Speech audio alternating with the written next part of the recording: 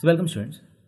So it's given that in an election 10 candidates are contesting, out of which 4 have to be elected. Out of 10 candidates, 4 candidates have to be elected.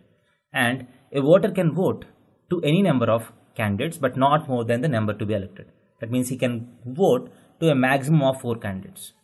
So he can vote for 1 candidate or 2 candidates or 3 candidates or 4 candidates. Now the question is, in how many ways can he vote? So he has to vote. In the question it's given that he has to vote for at least one of them.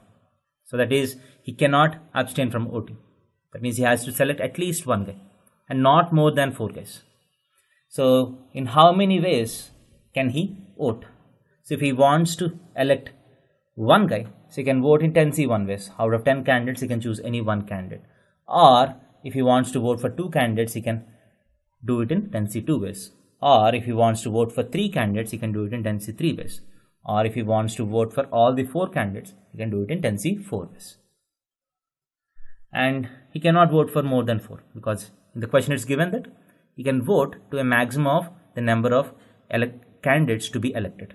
So 4 candidates are to be elected, so he can vote for a maximum of 4 candidates. So now the total number of ways is the sum of this. That is 10 plus 10C2 is 10 into 9 by 2, 45. 10C3, 10 into 9 into 8 by 3 into 2.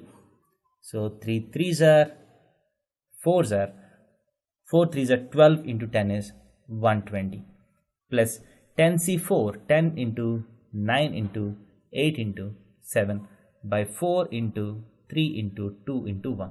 So 4 into 2s are 8, 3 3s are 9. So 7 3s are 21 into 10 is 210. So you just need to add these 4.